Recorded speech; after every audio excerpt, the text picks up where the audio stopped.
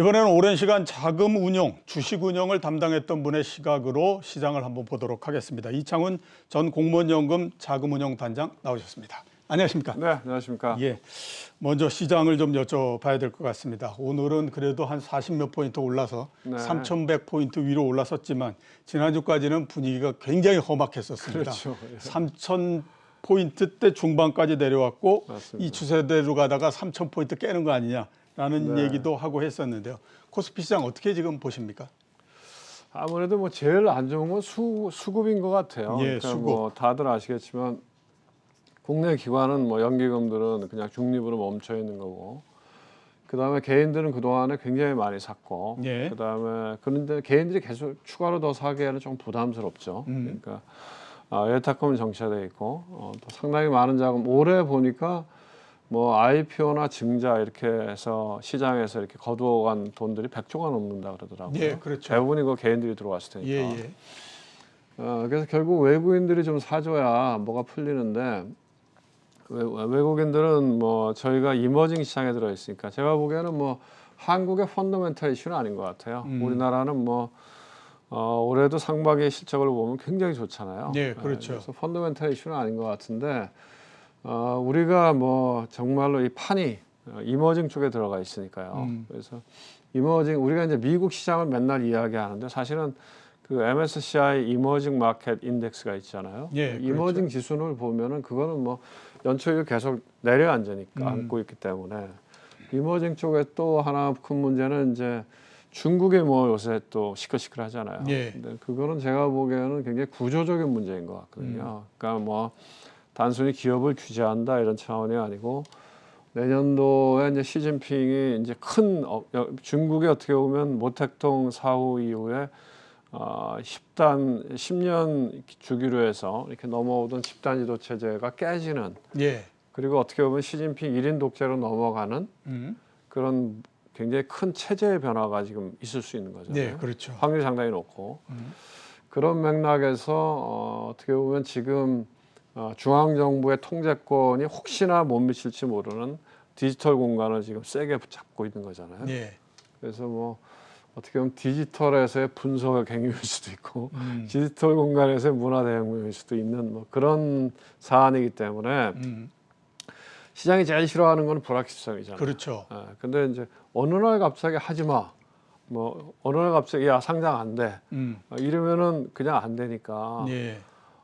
그런 거를 시장에서 이 글로벌 그 자금 입장에서 쳐다보고 있을 때는 중국이 이게 투자해도 되나 이런 의구심이 드는 거죠. 그러니까 예, 그동안에는 그렇죠. 이제 중국의 정치 체제는 공산당 일당 독재로 가는데, 이 경제 자체는 시장 경제를 공존하겠다 하는 게 옛날에 그 누구죠, 등소평이 얘기했던 흥묘백묘론이잖아요. 예, 그렇죠. 우리 뭐 상관없다, 검은 고양이든 뭐 흰 고양이든 쥐만 잡으면 된다. 그래서 인민이 잘 살면 되는 거지. 시장 경제를 끌고 가겠다 하는 신뢰가 있었는데, 지금은 그 신뢰가 무너지는 상황이기 때문에, 그래서 중국을 파면 중국만 파냐 이거죠. 아니라는 거죠. 예. 이머징에서 자금이 빠지면서 중국 옆에 있는 뭐 한국도 당연히 외국인들이 판다 이거죠. 그래서 좀 억울하죠. 예, 그런 그렇죠. 거하고 이제 최근에 나온 반도체 사이클 고점, 이 두 가지 아닌가 싶어요. 예. 잠깐 좀 수급에 대해서 좀 여쭤보도록 네, 하겠습니다. 그 공무원연금 그 네, 네. 자금운용단장을 하셨으니까 네, 네. 주가가 이렇게 이제 갑자기 이제 많이 떨어지면 네, 네. 그때의 그 저 단장님을 하실 때에 네, 단장을 네. 하실 때 그 매수 쪽으로 많이 그걸 합니까? 어떻게? 근데 그게 이제 제가 운영을 보니까 사람들이 이제 특히 이제 개인들의 입장에서 예. 판단할 때, 개인들은 뭐 시장 상황을 보고 판단하고 뭐 이렇게 그다음에 매수 매도하고 이렇게 하잖아요. 예. 그런 관점에서 기관도 평가하고 그런 관점에서 외국인도 평가하는데, 이제 제가 보기에 좀 다르죠. 그러니까 예. 이제 기관도 뭐 기관의 성격에 따라 우리가 뭐 여러 개 나눠서 얘기할 수 있잖아요. 뭐 증권회사 프랍 어카운트나 뭐 자산운용사나 이런 데는 뭐 시장에 따라서 또는 그때 종목 테마에 따라서 뭐 사고 팔고 하죠. 근데 예. 뭐 연기금 이런 것들은 그냥 정해진 비중대로 정해진. 움직이기 때문에 예. 시장이 뭐 크게 이렇게 주관적인 판단이 많이 글쎄 뭐 별로. 물론 이제 이렇게 많이 내리면 원래 타겟팅했던 비중이 있잖아요. 그렇죠. 그 비중에서 자연적으로 비중이 줄어들었기 때문에 사야 되겠다 하는 그런 그 욕구는 생기겠죠. 그래서 아마 어느 정도는 좀 매수 관점이 생기는데 예. 우리나라는 이제 구조적으로 국민연금이 제일 큰데 국민연금이 계속 국내 비중을 줄여나가는 게 트렌드이기 때문에 기관 투자가한테 적극적인 매수를 기대하기는 어렵지 않나 이런 생각이 들어요. 예. 알겠습니다. 자, 그리고 이 시장 전망에 대해서 좀 여쭤봐야 될 것 같습니다. 오늘 주가 크게 상승을 지금 하고 있는데 네. 이제 어느 정도 하락은 마무리가 된 건지, 그래서 앞으로 모양은 어떻게 되는 건지 궁금할 수밖에 없거든요. 코스피 전망에 대해서는 어떻게 보십니까? 글쎄 뭐 저는 늘 생각하지만 전망이라는 게 잘 안 맞으니까. 예. 근데 이제 그렇긴 하지만 제 생각엔 단기적으로는 괜찮은 것 같아요. 단기적으로는? 왜냐하면 제가 아까도 말씀드렸지만 우리가 사실은 선진국 지수에 있어야 되는 나라인데 예. 뭐 어떻게 보면 정책적으로 그걸 원활히 못해서 우리가 이머징 쪽에 들어와 있기 때문에 사실 억울하게 밸류에이션이 저평가받는 거거든요. 예. 그렇긴 하지만 그럼에도 불구하고 사실은 상대적으로 보면 우리나라 코스피 시장이 뭐 선진국하고 비교하면 뭐 많이 디스카운트 돼 있고 그렇죠. 이머징 전체하고 비교하더라도 우리가 좀 슬라이트리 디스카운트 돼 있거든요. 근데 우리나라의 경제 구조나 이런 거를 보면은 뭐 이머징하고 비교하기보다는 사실 선진국보다도 선진국에 집어넣는 게 당연하기 때문에 그렇죠. 예. 펀더멘털에 받쳐주는 부분이 있어서 뭐 일단 그리고 단기적으로는 이제 급락은 어느 정도 멈춘 것 같긴 하는데 그럼 이게 돌아설 거냐? 예. 그거는 저는 쉽지는 않을 거라고 봐요. 예. 박스권은 횡보일 가능성이 많다. 왜냐하면 기본적으로 우리 시장을 평가하는 게 아니라 글로벌 관점에서는 이머징을 평가하는 거기 때문에 그렇죠. 이머징 시장은 지금 여러 가지 여건이 보면 안 좋잖아요. 예. 우선 이제 미국의 통화 정책의 스탠스가 테이퍼링을 통해서 조금씩 돌아서기 시작하잖아요. 그러면 이제 물론 뭐 테이퍼링이나 뭐 금리를 한두 번 올리는 게 큰 이슈냐는 아니거든요. 장기적으로 보면 별 이슈는 아닌데 예. 어쨌든 막상 그 테이퍼링이 이루어지기 전까지는 어쨌든 사람들이 조금 조심하는 분위기가 있기 때문에 예. 그러면은 이제 리스크를 조금 피하고 싶어하는 경향도 있죠. 그러면 굳이 이머징 시장에 돈을 넣지는 않죠. 그래서 수급상으로는 여전히 좀 어렵다 하는 부분도 있고 그다음에 반도체 이야기가 많이 나오는데 저는 뭐 롱텀으로는 삼성전자를 되게 장기 투자하기 좋은 주식이라고 생각하고요. 예.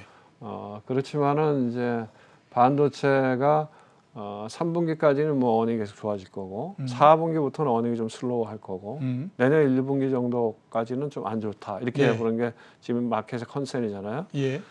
그러면은 아무래도 뭐 4분기까지 통과하고 내년 1분기 갈 때까지는 기조적으로 돌아서기는 쉽지 않지 않을까. 예. 물론 이제 많이 빠지면 기술적인 반등은 있지만 그래서 시장은 좀 박스권 아닐까 이런 생각이 드네요. 네. 펀더멘털이 좋으니까 좀 밑에는 받쳐주고 수급이 나쁘니까 올라가지 못하고 이러지 않을까 싶은데요. 네. 전체적으로 코스피 시장이 박스권 내에서 머물 거다라고 말씀해 주셨고 반도체는 뭐 내년도 1분기 정도까지 크게 상승하기는 어렵다. 그러니까 굉장히 크게 그렇죠. 많이. 그러니까 워낙 이제 그것도 똑같은 것 같아요. 왜냐하면 펀더멘털이 왔을 때 밸류에이션이 싸니까 예. 하단은 막아주고 예.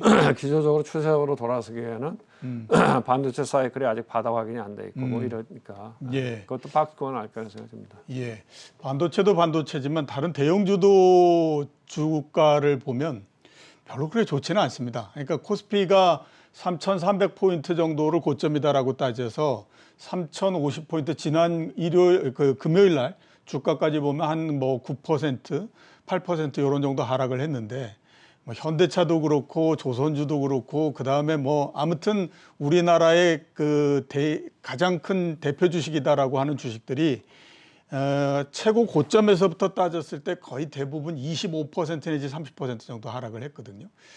이거를 우리 과거에 비춰서 보면 야 이거 30% 정도 내려면 이거 큰일 나는 건데 이런 생각이 드는데 이미 그런 정도 내려왔는데 그러면 반도체를 제외한 다른 대형주들은 도대체 우리가 어떻게 봐야 될까 좀 걱정이거든요. 이제 제가 보기에는 하나는 많이 올랐기 때문에 예. 기간 조정이 됐든 가격 조정이 됐든 조정을 받는 과정이잖아요. 자연스러운 과정인 것 같고요. 예.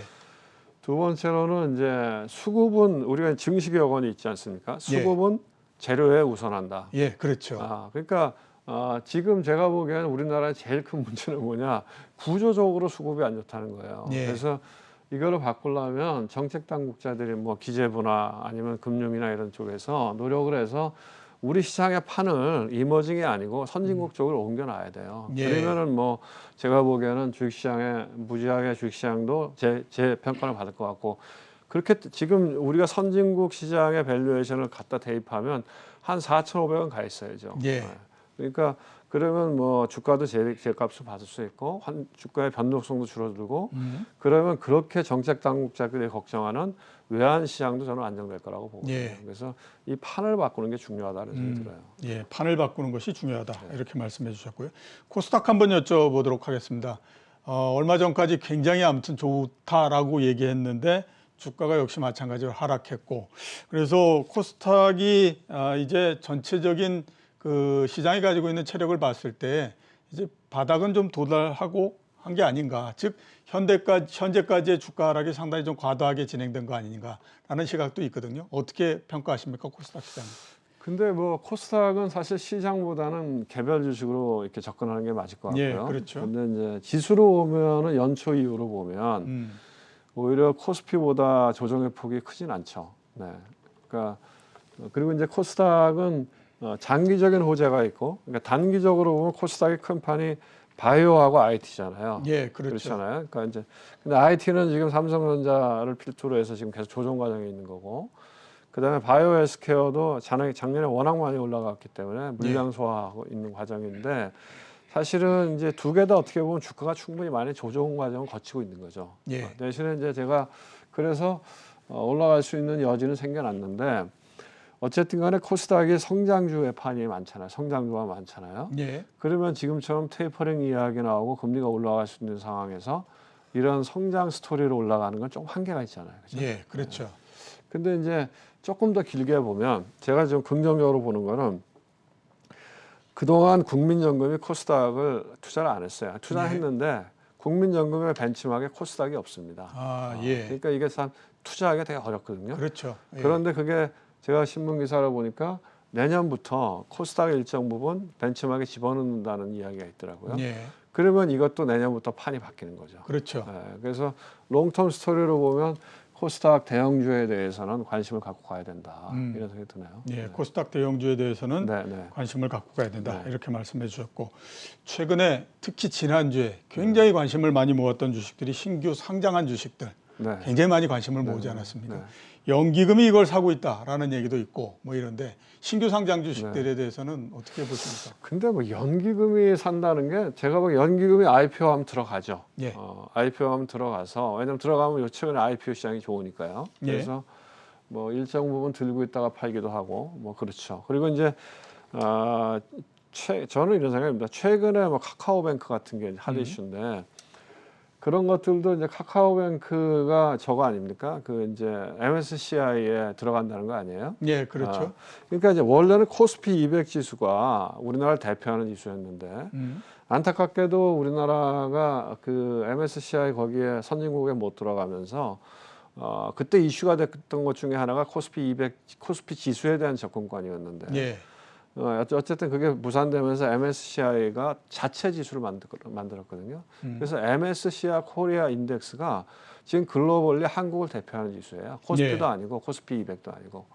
그래서 MSCI 코리아 인덱스에 카카오뱅크가 들어간다는 거 아닙니까? 그러면 주가 많이 올랐는데, 저는 그 IPO가 이렇게 많고 대형주 IPO가 엄청 많잖아요.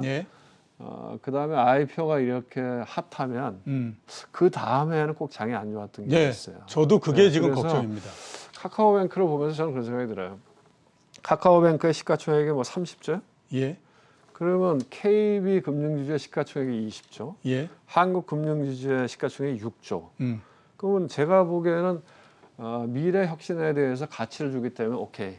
그렇지만 과연 카카오뱅크를 KB 전체하고 바꾸고, 그다음에 한국금융지주가 카카오뱅크의 주식을 3분의 1 정도 들고 있는데 시가총액은 3분의 1밖에 안 된다. 이건 정상적이지 않은 거죠. 예, 그렇죠. 이건 제가 보기엔 수급에 의해서 형성된 주가지 이게 롱런할 수는 없다고 봐요. 예, 글쎄 그런 경우가 굉장히 많았었죠. 그러니까 네. 과거에 보면 왜 그 아모레퍼시픽 주가 많이 오를 때에 그렇죠. 네. 다른 그 백화점들 모두 모은 것보다도 시가총액이 컸거든요. 그래서 그때 그렇죠. 많이들 얘기했던 네. 게 뭐냐면 그럼 너 우리나라에 있는 백화점 다 가질래? 아니면 네. 이 아모레퍼시픽. 아모레퍼시픽 네, 가질래? 네, 그러면 모두 다가 백화점 갖는다 그러면서 왜 주가는 이게 더 높아? 이런 그러네. 얘기를 네, 하지 네, 않습니까? 지금도 마찬가지로 너 그러면 카카오뱅크 가질래? 우리나라에 있는 은행 다 가질래? 이러면 우리나라 은행 다 갖는다라고 할 텐데 왜 주식은 이거 사? 이런 얘기가 근데 똑같은 거죠. 시장은 그런 거죠. 시장은 예. 원래 혁신에 대해서 가치를 주는 거니까. 예, 근데 그렇죠. 이제 카카오뱅크도 제가 보기에는 뭐 이달 30일인가 그 MSCI 변경되고 나면 그다음에 시들하겠죠. 예. 거기까지겠죠. 자, 그 신규 상장 관련해서 또 하나 좀 여쭤보고 네네. 싶은 게 앞에서 그 단장님께서 말씀을 하셨던 부분인데 네.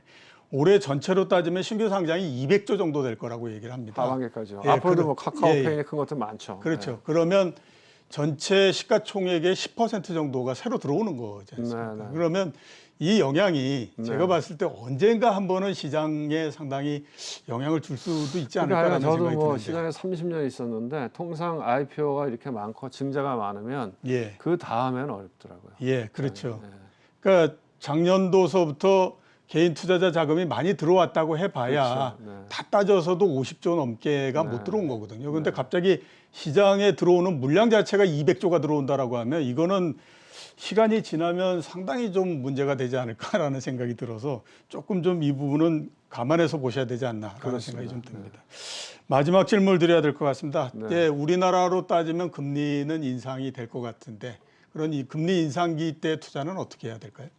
그러니까 금리가 어떤 상황에서 인상되느냐에 따라 다르잖아요. 예. 그러니까 정상적으로 경제가 좋아지면서 금리가 따라 올라가는 그런 경우에는 뭐 경험해 보셨겠지만 초반에 금리 인상은 시장의 호재잖아요. 그렇죠. 근데 그게 아니고 물가가 올라가면서 아니면 채권의 발행 물량이 늘어나면서 올라가는 금리 인상은 시장에 나쁘게 작용하죠. 예, 그렇죠. 그래서 지금은 양쪽 면이 다 같이 있는 것 같아요.